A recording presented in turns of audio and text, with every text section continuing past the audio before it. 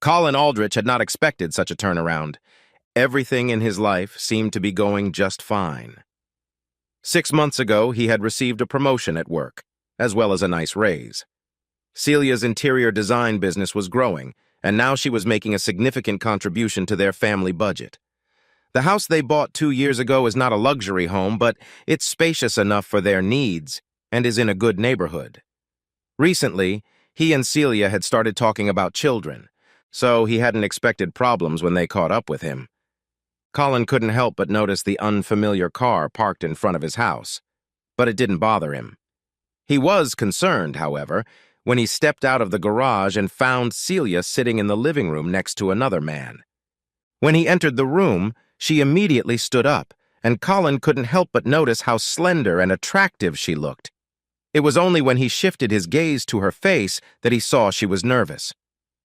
"Hi, honey," she greeted him, then gestured to the man still sitting on the couch. "You remember Vince Callahan?" she asked. "He's a client of mine, and I did the new interior design for his office. You've met him before." "Oh yeah, I remember now.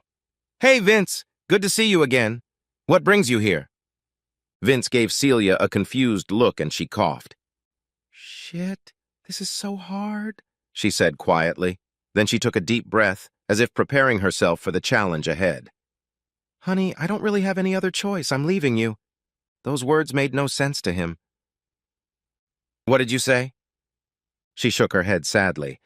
"I realize this will shock you, but I've filed for divorce." He half stumbled over to the chair opposite the sofa and sat down heavily. "What? Why?" "We didn't mean for this to happen," she said remorsefully, "but Vince and I fell in love.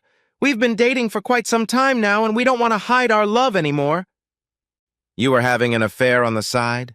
Colin asked dumbly. She cast a quick glance at her lover. "All right. We didn't plan it, but after a while we just couldn't deny our feelings for each other. Anyway, I've already loaded some of my stuff into the car. I'll come back for the rest later." But... Colin stammered. She ignored his unsuccessful protest and held out an envelope he hadn't noticed. "Here are the papers and everything else. I tried to be very fair about the settlement, but just so you know, I did go ahead and withdraw half of our savings. Anyway, you should get your attorney to look into everything. If you have any problems, he or she can contact my attorney, whose business card I attached to the notice." He dumbly accepted the envelope, still trying to comprehend what was happening. As he sat holding it, she turned back to Vince and took his hand. He stood up, and the two of them moved toward the door. "But why? What?" "I already explained," she interrupted. She nodded to Vince, and he opened the front door. She turned around one last time, she said, "So I think we should go. And Colin, I'm really sorry. I want you to know that this isn't about you. It's about me, okay?" And they left, taking with them the happiness he'd enjoyed for the last 8 years. Colin had always thought of himself as balanced. When faced with an emergency at work, he could always calmly and quickly analyze a problem before deciding how to proceed. Today, that ability had left him. Now his thoughts were chaotic, jumping from one topic to another, unable to focus on any of them. How could I not realize this was happening? Where do I find a good lawyer? How do I prepare for my meeting with Ferguson tomorrow morning? I wonder if Celia has anything planned for dinner. How do I even deal with this? The thoughts raced, swirling and repeating in his brain, each one demanding attention until he clapped his hands, trying to make them stop. In desperation, he stood up and headed for the bedroom. Throwing off his clothes, he left them lying where they had fallen, and then climbed into bed in mental exhaustion. Surprisingly, he soon fell asleep and stayed in bed until the next morning. When he awoke, the flood of thoughts had subsided, but he was surrounded by evidence of the new reality of his life. He noticed at once that Celia was not lying beside him, and when he went to dress, he found her part of the closet empty. When he went into the kitchen to make himself some coffee, his footsteps seemed to echo in the empty house. Even as he looked out the window, the North Carolina morning seemed even more bleak. Vince Callahan woke to Celia staring at the ceiling with her hands behind her head. "What's on your mind, baby?" he asked. "Colin, I guess," she said. I hope he's okay. He'll be fine, Vince said dismissively. I hope so, she said. When we left, he looked like he was in a state of shock. I felt bad. He wasn't a bad husband. It's just kind of stale, you know? It won't happen to us, he vowed. You'll have a lot of fun! He pinched her playfully, then rolled over onto his back and kissed her passionately. Oh, Vince, yes, she breathed out, and the memories of last night's passion came rushing back to her. All thoughts of Colin quickly evaporated from the sensory overload. The envelope handed to him by Celia sat on Colin's desk in the office for most of the day. When he couldn't put it off any longer, he opened it and began reading the divorce petition and the proposed financial settlement. But concentrating on the dry legal language was difficult because he didn't want a divorce to begin with. He felt like putting his head on his desk and crying, but he didn't want anyone in the office to see him in that state. After a few minutes, he stood up and slowly made his way down the hall to his boss's office. This woman had hired him back in the day, and he considered her his mentor. She looked up at him as he tapped on the door jamb, then looked closer. Are you all right, Colin? You don't look so good. With a pained expression on his face, he asked, Do you know the name of a good divorce lawyer? Oh, hell, Colin, not you and not Celia. Sit down. With those words, the woman stood up and closed the office door, then sat down on the chair next to Colin and put her hand on his forearm. Tell me what happened, she asked with obvious concern. This time Colin couldn't hide his tears. When Colin finally met with the lawyer his boss had recommended to him, he soon regretted having done so. His advice was straightforward. Take what Celia offered and run. But I don't care how favorable her offer is, Colin protested. I don't want a divorce at all, and I certainly don't want to pay her to leave me and live with some other guy. The lawyer sighed. Look, you need to approach this issue rationally. You can't force your wife to stay married to you if she wants to leave, and frankly, you wouldn't want her to stay if all you get is an unhappy wife. As for paying her, you don't see it on my part. All that Celia, her name is Celia, isn't it? All she's asking for is a division of your current assets. She's not even asking for alimony. Apparently she plans to remarry as soon as the divorce goes through. Look, I've seen wives claim their husband's retirement accounts, demand crippling alimony, and claim most of the marital assets, including the house. Your wife is being reasonable. You don't want to make her angry and vindictive. Maybe so, said Colin stubbornly, but the fact remains that I still do not want to divorce. The lawyer nodded and his tone became sympathetic. Look, Colin, you need a spousal counseling lawyer. First of all, I don't know anything about it. And second, I charge a lot more than any marriage counselor. If you're not ready to sign a contract, my advice is to find someone who can help you sort out your feelings. When Colin told his boss about the meeting, she surprised him by handing him a business card. I thought you'd react the way you did after we talked. I think you should see Dr. Helmar. He's a psychologist specializing in marital problems. I've had several friends who have used his services and they all rave about him. Give him a try and see if he can help. On his third consultation, Colin was repeating his string of complaints when Dr. Helmar interrupted him. Look, Colin, let's be honest. You're fixated. I want you to change direction mentally. I'm sure you're familiar with the 5 stages of grief: denial, anger, bargaining, depression, and acceptance. People make the mistake of thinking they are no different, and you don't have to go through them in a neat, step-by-step fashion. Listening to you, I have at one time or another heard you describe all 5 stages except acceptance. This is perfectly natural for someone experiencing what you have experienced. But you have also said that you are a rational thinker, capable of figuring out problems and finding solutions. That's what you need to do now. Let go of your emotional distress in order to develop a strategy that will allow you to move forward. In your mind, you know Celia doesn't want to come back. In your mind, you realize that you don't want her back if she doesn't want to be with you, until you can accept the reality of this, over which you have no control, I will add. You will continue to be stuck. You need to address the problem of life after Celia with facts, just as you have done when faced with other problems in the past. Colin sat in silence, mulling over what the counselor had just said. He realized that much of the pain he was feeling was due to the fact that everything had happened so crazily and unexpectedly. There had been no warning, no indication that their marriage was in danger. Just one day he was a happy husband, and the next day he was close to divorce. Just one day he believed Celia loved him, and the next day he found out she was sleeping with another man. How do I move forward when I don't know which of these things are real? And how do I move forward when I'm feeling all this anger?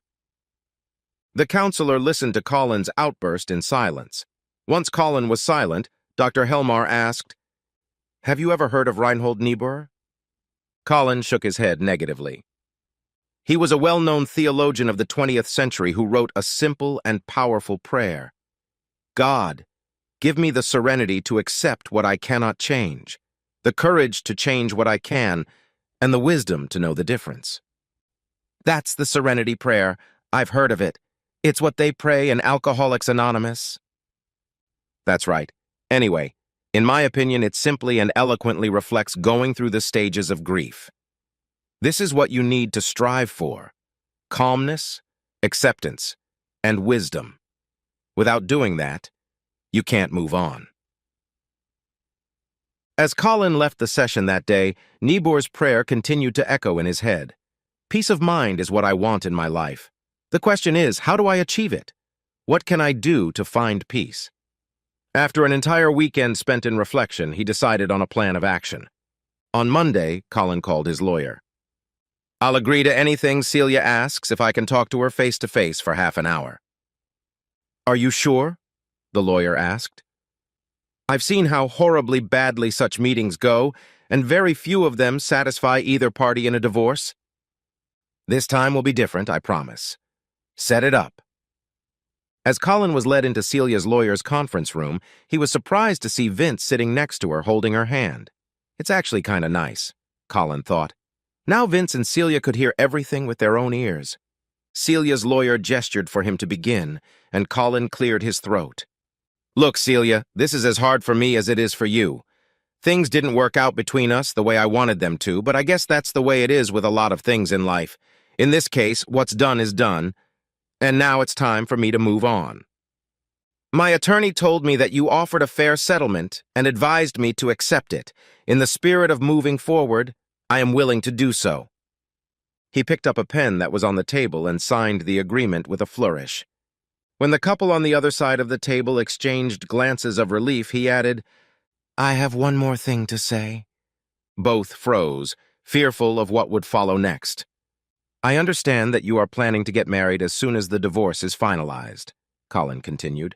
So to keep you on track, let me wish you a happy marriage. With these words, he walked around the table and shook hands with the astonished Vince. Then he leaned over and gave Celia a friendly hug and kissed her on the cheek. The lovers looked at him in surprise, and he turned and left the room. They looked at each other. What was that just now? Vince asked. Celia shook her head in amazement. Wow, not at all what I expected. Then she smiled. But it's wonderful. The last thing I wanted was a war between us every time we saw him. When the terms of the divorce were settled, Colin was to sell the house they owned together. Celia had no interest in it because she had already moved into the house that Vince owned. Colin didn't have the funds necessary to buy Celia's part. And even if he did, he realized that the house was too big for him. Besides, there are too many memories associated with it, he decided. The good news was that the real estate market was at its peak, so it wouldn't be hard to sell the house. The bad news was that since Colin and Celia had only bought the house 2 years ago, they hadn't had time to accumulate much equity, even in a strong market. In the end, Colin walked away from the auction with enough money to make a down payment on a 2-bedroom condominium in a good neighborhood. By the time the old house was sold, the new condo was purchased, and Colin moved in.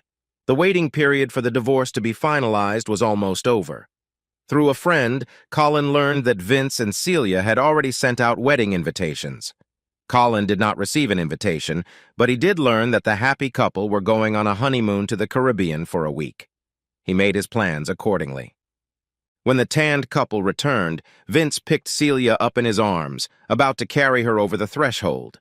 But as he crossed it, he noticed the index card slipped under the door. "Check the back porch," it said. Concerned, he set his new wife on her feet, took her hand, and hurried to the veranda. At first, he didn't see anything unusual, but when he turned in the right direction, his eyes widened, and he aghast. There stood a gorgeous 3-burner propane grill plugged in and ready to go. He turned to Celia again. "You bought this for me? I've always wanted one, but they're so expensive."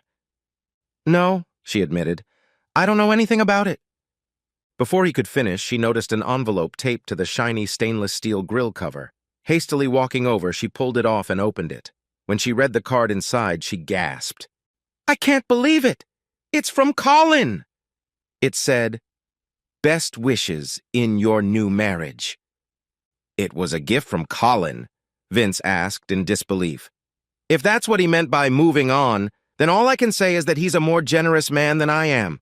The gift is awesome. I'll be excited to grill on it this summer. "I should call and thank him," Celia said as Vince checked the grill's capabilities. When Colin answered the phone, Celia could hear the surprise, gratitude, and even a hint of guilt in his voice. "Colin, we just found your wedding present. I can't believe you bought such an expensive grill for us. It's too much." Did Vince like it? Did Vince like it? He's still standing on the porch, drooling over it. "Good, that's what I was hoping. But you shouldn't have done anything like that. We didn't even send you an invitation to the wedding." Colin laughed. "Of course we didn't. That would have been too weird." But he was serious, saying it was time to accept what had happened and move on. "The gift is just my way of showing that I did. I hope you and Vince like it." When Celia returned to the veranda to tell Vince, he shook his head in surprise. "Like I said, he's more generous than I am. Anyway, how about we make some burgers for dinner tonight, Mrs. Callahan?"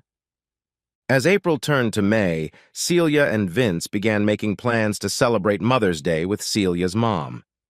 They discussed taking her out for brunch at a nice restaurant, but when the idea was suggested, her mother was reluctant. "Mother's Day is always such a downer. I'd be just as happy if you both came here for brunch." So it was agreed that the newlyweds would bring a special meal consisting of salmon and vegetables cooked on the grill, Vince's new favorite toy. On the way out, Celia asked her husband, "Did you remember to buy flowers for Mom?" With a furrowed brow, Vince quickly turned off the highway and pulled into the parking lot of a regional grocery store chain. Soon he returned with a dozen pink roses.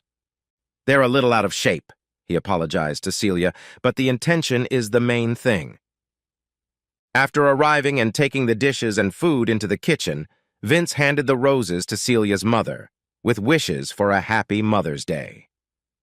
"Thank you, Vince. That's so sweet," she told him. "I'll put them in a vase later."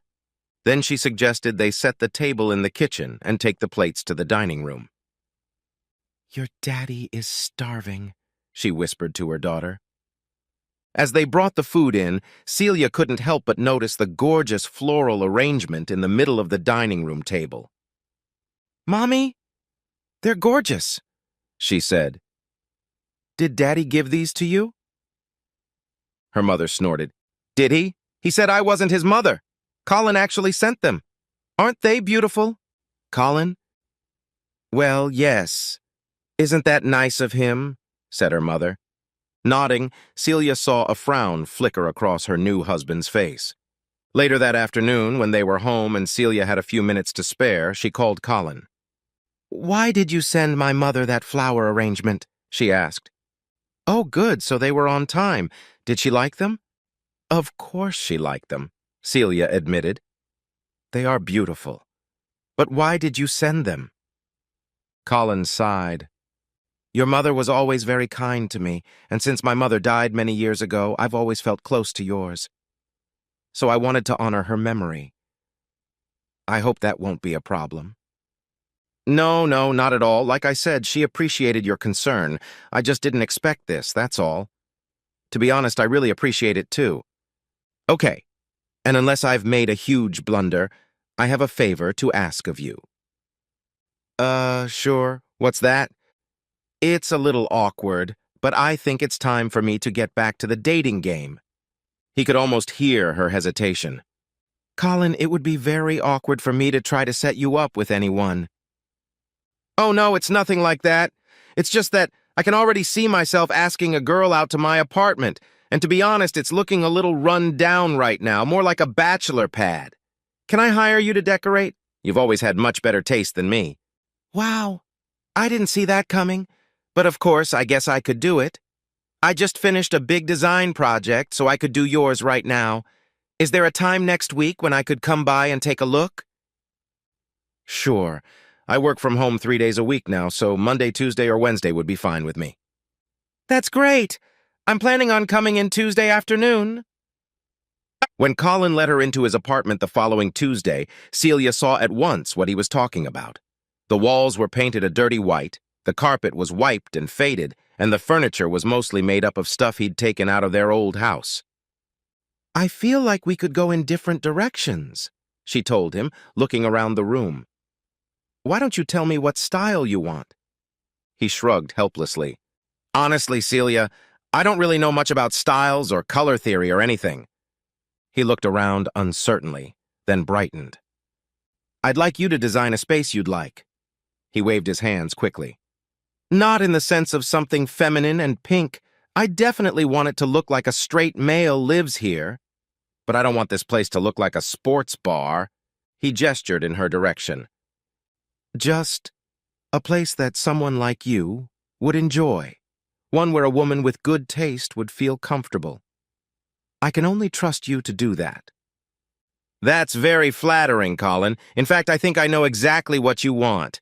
Let me go back to my studio and work out a plan. Then I'll come back to you with some options and we'll see what you like.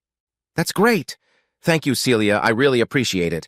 For the next 2 months, Celia met with Colin almost once a week. They had to choose a design project, review and tweak the proposed decor, and then oversee the renovations they had agreed upon. After that, she continually brought him fabric samples, paint samples, and pictures of furniture for approval. Colin was pleased with the progress, but that wasn't the case with Vince. Do you really have to see this guy so often? He complained to his wife one evening when she returned from another visit to Colin's apartment. Well, no, darling. I don't see Colin any more often than I see any of my other clients. Besides, I thought you were comfortable with him, especially after his wedding present to us. I guess he really has put it behind him, she reassured him. Yeah, maybe, but you two have a history, and I can't help but wonder if he's really over you. Well, I have forgotten him. In fact, if you come into the bedroom with me, I'll show you how much I've forgotten him. Although Celia thought she had succeeded in calming Vince's jealousy, she feared that Colin's next request might reignite her husband's jealousy. During one of his visits, he asked her out of the blue, "Are you still in the book club?" Yes, I am. We meet every other Saturday afternoon." "Why? Is it just for women, or do you mind if a man joins?" "I don't know. I don't think we've ever had a man ask to join. Why, are you interested?" "As a matter of fact, I am. I've told you before that I want to start dating again, but I don't really know what to talk to a woman about. Most girls I know aren't interested in sports, so we probably won't have anything in common. So here I was thinking that if I knew more about the books my date might read, it would at least give me a conversation starter." She nodded. "Okay, I understand that. It's actually quite insightful of you. How about this? At the next meeting of our book club, I'll bring it up. If they're okay with it, I'll let you know and you can come to the next meeting. If not, I'll at least let you know what book we've chosen so you can read it for yourself." "I really appreciate that, Celia. Of course, I would prefer to participate in the discussion and hear what you ladies think of the book. But if they're not comfortable with a male presence, I'll read it on my own." When Celia broached the subject with her book club friends, she was pleasantly surprised that they were enthusiastic about Colin's offer to join their group. "If you don't mind your ex-husband's presence, we'd welcome a male perspective," they told her. Celia noted with amusement that the two single ladies seemed most interested in having Colin join. At their first meeting, Colin had completely won over even those members who had expressed doubts. Unlike a few ladies, Colin did finish the book and was able to make some insightful remarks. He was careful not to dominate the discussion. Celia was relieved to see that Colin was respectful of different opinions and repeatedly encouraged the thoughts of the others. At the end of the meeting, Everyone announced that the experiment had been a success, and Colin hugged everyone as he left. Celia noted that the loners were particularly ebullient in expressing their appreciation. Colin not only attended the next meeting, but invited the group to hold the session in his newly renovated condominium. Upon arrival, for the first half hour the ladies oohed and awed over the design, and Colin never failed to emphasize that it was all Celia's doing. According to custom, the host of the meeting was supposed to offer hors d'oeuvres and drinks. Colin did not trifle and provided a couple of cutting boards with appetizers, as well as several bottles of Prosecco to keep the conversation going. The ensuing book discussion may not have shone with intelligence, but it was certainly lively. When it was time to leave, everyone was scattered with gratitude.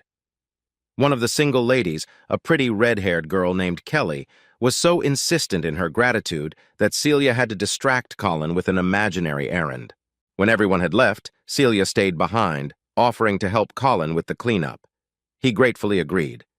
After the used plates and glasses were sent to the dishwasher, he walked her to the exit. Taking her hands in his, he thanked her for her help and for supporting his joining the group. She shook her head. "Actually, I should be the one thanking you. Everyone had a great time, as you could probably tell, and I think you added a lot to our discussion. Plus, I really appreciate all your compliments on the decor. That was really nice of you." "You're welcome," he replied. "And thanks for sparing me from Kelly," he added slyly. She tensed instantly. "You should watch out for her, Colin. She's a nice girl, but she's too young for you, and from what I hear, she's a bit of a heartbreaker, if you know what I mean." He nodded solemnly, hiding his amusement at her reaction. Celia smiled again. "I have to go home now, but thanks again for everything." She hugged him and kissed his cheek, then pulled away and looked at him carefully. "I feel like I've seen a different side of you, Colin. I like that." She kissed his cheek again, then turned and walked away. When Vince found out about Celia's new book club member, he was very upset and demanded that she forbid Colin from coming again. She, on the other hand, was visibly annoyed.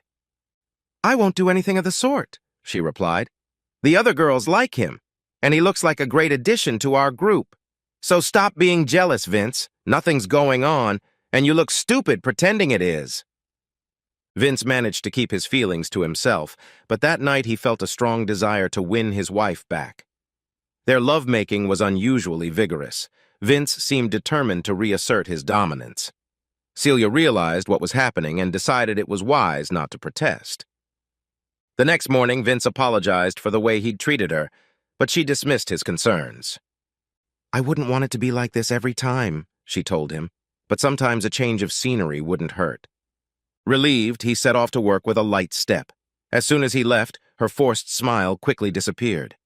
Putting on her sundress, Celia found that she was still in pain after yesterday, so she took another capsule.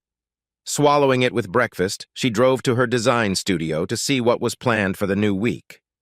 Seeing that the rug for Colin's apartment had already been delivered, she quickly called him and offered to bring it over. His agreement floored her. After checking her makeup, she headed over to his place. Once he let her in, she quickly placed the small rug on the designated spot. Colin complimented her choice, then invited her to stay for a moment and have a cup of coffee. She readily agreed. As she sank down on the new sofa, however, she wrinkled her nose in distaste, and Colin caught it at once. "Is something wrong, Celia?" he asked with a note of concern in his voice. "Nothing," she answered. "Vince was a little aggressive with me last night, and I'm a little sore this morning, that's all." She couldn't help but notice the frown that flickered across his face, replaced by a determined look. Without a word, he pushed the coffee table away from the couch. Then he picked up his new rug and spread it out in front of her. Placing a pillow in the middle, he invited her to stretch out on the rug. She protested weakly, but relented when he insisted. As she lay face down on the rug with her thighs propped up on the pillow, he sat on top of her and began rubbing her neck, starting at the base of her skull. As his fingers stroked and pressed, the tension from her body began to drain away, and she let out a satisfied moan. His hands then traveled down to her shoulders and then along her spine, working on her buttocks. Soon Celia was purring like a contented cat as he kneaded the sore muscles of her back. She was just about ready to fall asleep when she felt him move lower, sliding his hands under her hip bones and lifting them slightly. The effect was impressive. The pain she felt there was gone. After working on her hips for a few minutes, he released them and placed his hands on her dainty ass. She caught her breath as his hands squeezed and massaged her, but before she could protest, he moved lower again. Now he was kneading the back of her thighs and gently pressing his thumbs into her calves. A few minutes of this, and he moved to her feet, removing her shoes and working the soles and toes. God, Colin, this feels heavenly. I'm turning to mush. He didn't say anything. Instead, he lowered her feet and began to slowly work his way up her calves, first pressing on her Achilles tendons and then lightly running his fingertips over her skin. He smiled to himself as he noticed her breathing quicken. There was no trace now of any pretense that this was a massage. After a few minutes, he rolled onto his back and Celia wriggled her arms around him, resting her head on his chest. She started to say something but stopped, hesitant to say what she was thinking. Instead, she pressed down harder, savoring the warmth of his body. The silence of their breathing was interrupted by Celia's phone ringing. She ignored it, but then reluctantly took the phone out of her bag. When she saw who was calling, she sat up straight and picked it up. Hey, Vince, what's up? I'm sorry I missed your previous call. I've been busy with some things. No, I'm not busy right now. Sure, lunch sounds good. Where do you want to meet? Okay, great. I'll be there in half an hour. Love you, babe. She turned and looked at Colin apologetically. Sorry, I gotta go. She dashed into the guest bathroom and cleaned herself up as best she could. Stepping out of the bathroom, she headed for the door. But before she left, she turned to him. We need to talk. I'll call you. Colin nodded in understanding and she disappeared. At lunch, Vince questioned her again about where she'd been and what she'd been doing, but Celia elaborated on her earlier excuses. Eventually, he dropped the subject. He thought he noticed something unusual about her, but couldn't figure out what it was. That night, he wanted sex with her again and ignored her words about being too tired. At home, after he returned to his office, she managed to shower, but she was still afraid that he would manage to find some evidence of her infidelity. However, Colin had been so gentle in his lovemaking that Vince hadn't detected the slightest hint of her cheating. Nevertheless, she was relieved when he finished and fell asleep. As for Celia, she lay awake for a long time thinking about her morning encounter with Colin. Once again, she had to fake a finish with Vince. Perhaps as a result of this, her subsequent dreams were quite erotic. The next day, Colin was working at his computer in his home office when his cell phone rang. Looking at the display, he was not surprised to see that it was Celia. She had begged him to meet with her to talk, and he invited her to come over right away. Disconnecting, he quickly finished the report he was working on for his office and then prepared a text message on his other phone. When he received a signal from the security door of the condominium and recognized it was Celia, he pressed send on his phone and invited her in. As he opened the front door, he saw Celia with a concerned expression on her face. She stepped inside, and he closed the door behind her, then turned and looked at her intently. Colin, we need to talk about what happened yesterday, she began, but he pressed his fingers to her lips to stop her. She stared at him in confusion until he stepped closer to her and replaced his fingers with her lips. Oh, God, she exhaled and responded passionately to the kiss. As their tongues sought each other, he led her backward into his bedroom, unbuttoning his clothes as he went. By now she was breathing heavily and quickly began to pull off his knit shirt, tugging it over her head and throwing it to the floor before hurriedly reaching for his belt. The two of them managed to undress each other before Colin picked Celia up in his arms and laid her on the bed. There was no slow build-up this time. Now their passion instantly skyrocketed to the boiling point. Vince was working at his desk when an anonymous text message arrived on his personal cell phone. If you want to find Celia, go to Colin's bedroom, it read. Who's that? He dialed back but got no response. Normally he would have ignored a text from an unfamiliar phone, but this message reinforced the paranoia he'd long felt. Grabbing his car keys, he rushed into the office garage and raced to Colin's apartment. Arriving at Colin's apartment in the morning, Celia didn't know what she wanted, but the only thing that mattered to her now was as much tenderness from Colin as possible. Vince pulled into the parking lot of Colin's condominium with a roar. Noticing Celia's car, he pulled in front of the main entrance, not bothering to look for a parking space. Jumping out of the car, he saw a tenant getting out and hurried to the open door before it could close. Once inside, he stopped in the entryway to get his bearings. Then he took the stairs to the second floor, not wanting to risk Colin and Celia hearing the elevator. Once on the landing, he hurried straight to the entrance of Colin's apartment. His first thought was to slam his shoulder into the door and rush in, but when he grasped the doorknob, it turned readily in his hand. "That stupid asshole forgot to lock the door," he exclaimed. Slipping into the apartment, he sneaked into the master bedroom. There was no doubt about where to go or what to look for. He could hear Celia's moans and blasphemies clearly. Then, as he watched the agony, she collapsed onto Colin's chest. "What the hell, Celia?" Vince roared. "How could you do this to me, especially to him?" Shocked, she turned her head sharply and saw the one she most wanted to avoid. Vince was standing there in obvious pain and anger, his fists clenched, tears streaming down his cheeks. "No, Vince. No, you have to let me explain," she began, but Vince didn't let her finish. "There's nothing to explain, you cheating whore. You broke my heart. I never want to see you again." With those words, he turned and staggered blindly out of the bedroom, heading for the front door. "Wait, Vince, stop! You can't be serious." "Wait a second!" Celia shouted, desperately pulling on her clothes to follow her husband. Colin watched Celia leave in silence. Then he got dressed and returned to his office.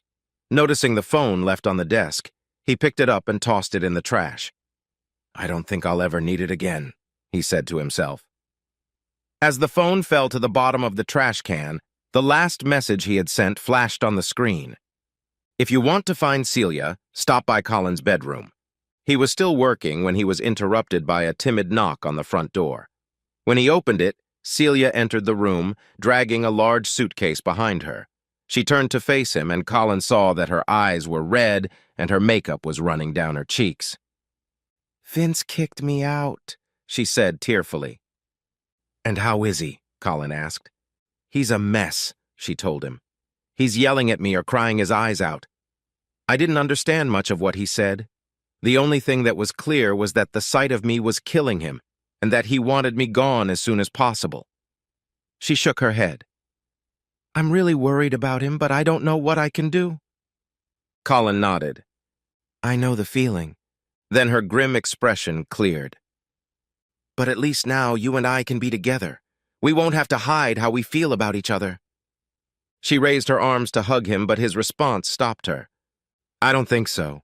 It wasn't just his words that confused her, but his tone as well. "What did you say?" she asked. "Actually, you're right, Celia. We don't need to hide our feelings anymore. And my feelings are that I wouldn't take you back even if you were the last woman in the world. I'd be crazy to bring a cheating woman back into my life. No, not even a two-time cheater."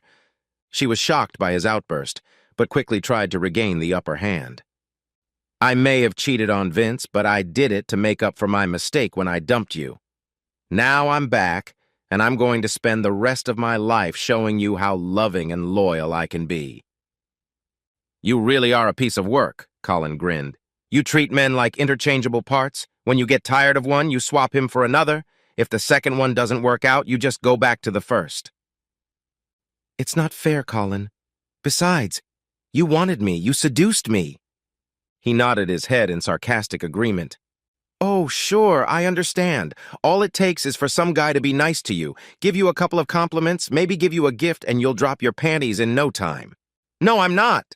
"Yes, it is, and I'm sure if I take you back, I'll do the same thing again. I've got news for you, Celia. I've seen what you're really like. As the song goes, we'll never be together." He walked to the front door, swung it open, and threw her bag out into the hallway. "Get out!" he shouted. Tears streamed down her face, her breathing punctuated by sobs. "Oh my God, I can't believe this is happening. Where am I supposed to go?" He crossed his arms over his chest. "If you want my opinion, I'd suggest you go straight to hell." Shrinking under his anger, she staggered out the door, and Colin quickly slammed it shut, remembering to put the deadbolt on this time. Then he walked over to the couch and sat down on it, feeling the adrenaline drain slowly from his system. Relaxing, he thought about everything that had happened. I wonder what Dr. Helmar would say about all of this. After all, I had followed at least some of his instructions, hadn't I? Found the wisdom to realize that I could change, and the courage to make changes, even if sometimes I had to hold my nose. But I'll leave the search for humility to Vince and Celia. He shook his head. I don't think either of them will find it easy to achieve serenity. Vince will have to come to terms with the fact that he's a soon-to-be-divorced cuckold. Celia will have to accept the fact that she's a cheating whore who got kicked out of the house and is about to be divorced a second time. He smiled grimly. Maybe I should send them Dr. Helmar's card. Satisfied, he looked around, admiring his newly decorated apartment. Then he went back to his office and sat down at his desk. As he did so, he noticed the card with Kelly's name and number on it. On the back of it was handwritten, "Call me sometime." He nodded to himself. I think I'm ready to do that.